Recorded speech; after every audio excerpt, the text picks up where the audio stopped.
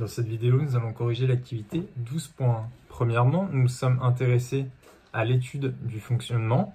On nous a identifié les différents éléments, puis la chaîne d'énergie. Commençons par l'étude du fonctionnement.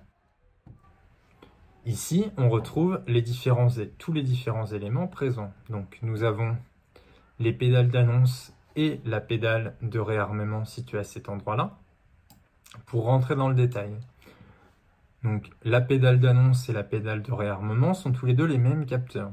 Ils détectent la présence du train. C'est un signal analogique, car on se pose la question, est-ce que le train est là ou pas?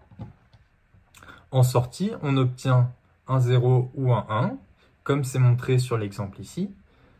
Ici, le train n'est pas présent, donc le capteur n'envoie pas d'information. Ici, le train est présent, le capteur envoie l'information, et ainsi de suite. On va maintenant s'intéresser aux capteurs de position de la barrière. C'est des capteurs fin de course. Le capteur fin de course, il y en a un positionné en bas de la barrière et un en haut positionné en haut de la barrière. Il détecte le contact avec la barrière, si la barrière est en position haute ou si la barrière est en position basse. Donc en entrée, on a un signal analogique qui est la réalité et en sortie, on a une information numérique. La barrière est en haut, la barrière est en bas. Ici, sur la figure, on remarque que la barrière est entre les deux positions, donc le capteur bas et le capteur haut indiquent 0. Ici, la barrière est en bas, il y a donc contact avec la roulette, le signal indiqué est donc le 1. Et ainsi de suite, pareil, ici en haut, quand la barrière est en haut, le signal que renvoie le capteur d'en haut est le signal 1, car la barrière est en haut. L'automate. L'automate traite en entrée les capteurs qui sont représentés ici et en sortie les actionneurs qui sont représentés ici. L'automate lit les informations émises par les capteurs et envoie des informations aux actionneurs. Un groupe de 2 pédales de réarmement, un groupe de 2 pédales d'annonce et 2 capteurs de fin de course. Si on les compte le groupe comme 1, il y a donc 4 gérer les 4 entrées. Si on les compte comme individuellement, il y a donc 6 entrées. Il y a par contre 8 sorties ici, 4 feux rouges, 2 sonneries et passons maintenant à la chaîne d'énergie. Je vous avais transmis la feuille de cours en rappel que nous avions abordée l'année dernière. Passons maintenant à la chaîne d'énergie. Donc la chaîne d'énergie, qu'est-ce que c'est? Nous avons déjà abordé ça l'année dernière. La chaîne d'énergie se constitue de 2 éléments, la chaîne d'information et la chaîne d'énergie.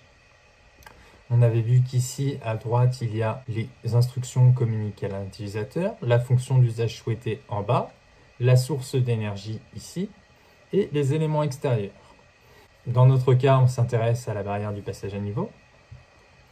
Qu'est-ce qu'on cherche à détecter à l'intérieur? On cherche à capter l'information sur le train. L'information que nous envoyons à l'utilisateur, il y a un signal lumineux et un signal sonore. La fonction d'usage souhaité est mettre en mouvement la barrière. Donc on retrouve donc la position présence du train, la position de la barrière est en mouvement et un signal lumineux et un signal sonore. Donc si on rentre dans le détail de la chaîne d'information, ce qui nous permet d'acquérir ce sont les capteurs, ce qui nous permet d'acquérir la position ce sont les pédales d'annonce et la pédale de réarmement. Le capteur de fin de course permet de savoir la position de la barrière. Ce qui permet de traiter l'information, nous l'avons vu, c'est l'automate. Donc ce qui permet de véhiculer le signal lumineux, c'est donc le feu rouge clignotant. Le signal sonore, c'est la sonnerie. Pour ce qui véhicule les informations jusqu'à la chaîne d'énergie, ce sont des fils électriques. Passons maintenant à la chaîne d'énergie. Ce qui alimente la chaîne d'énergie, je vous l'avais dit dans la vidéo, ce sont les câbles électriques.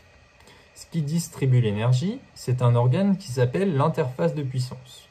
Je vais vous le montrer brièvement. Si le système est alimenté, l'automate, mettons dans notre cas une carte Arduino est alimentée par une pile, on comprend vite qu'elle ne sera pas capable d'alimenter le moteur pour alimenter une barrière. Il y a donc un composant qui s'appelle l'interface de puissance qui fait le lien entre les deux sources d'énergie. Lorsque l'automate va envoyer l'ordre au moteur de démarrer, alors le moteur va laisser passer le courant et va être alimenté. C'est le rôle de l'interface de puissance. Permettre d'alimenter un système suivant un ordre à une certaine tension, alimenté à plus forte tension. Ce qui convertit l'énergie, je viens de vous le dire, c'est le moteur qui convertit l'énergie électrique en énergie mécanique. Et ce qui fait le lien entre la barrière et le moteur, c'est une succession de petits engrenages. N'hésite pas à me contacter par la messagerie de l'ENT si tes difficultés ou des incompréhensions persistent. Tu peux dès maintenant